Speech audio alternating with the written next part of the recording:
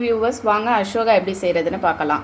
அதுக்கு தேவையான அளவு பைத்தம்பருப்பு எடுத்துக்கோங்க. நாங்கள் இன்றைக்கி 1 கப் பைத்தம்பருப்பு எடுத்திருக்கோம்.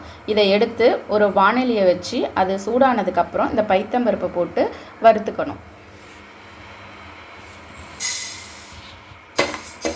வெறும் பாத்திரத்தில் வதக்கணும். அதுக்கப்புறம் 1 கப்பு பருப்புக்கு 3 கப்பு தண்ணி ஊற்றி 3 விசில் விடணும். இப்போ ஆன் பண்ணிக்கிட்டு ஒரு பாத்திரத்தை வச்சு 2 ஸ்பூன் நெய் ஊற்றிருக்கேன். சூடானதுக்கப்புறம் நம்ம கோதுமை மாவு 2 கரண்டி போட்டு வறுக்கணும். வேக வச்ச பைத்தம்பருப்பை அரைச்சி எடுத்திருக்கேன். அதை இப்போ சேர்க்க வேண்டாம். இதோட ஃபுட் கலரை ஆட் பண்ணிக்கணும். கிண்டிக்கிட்டு தேவையான அளவு ஜீனியை சேர்க்க போகிறோம். 1 கப் பருப்பு எடுத்துருக்கேன், ஆனால் 2 கப் ஜீனி கொட்டணும். ஜீனி சேர்த்ததுக்கப்புறம் இந்த மாதிரி டெக்ஸ்சராக வரும்.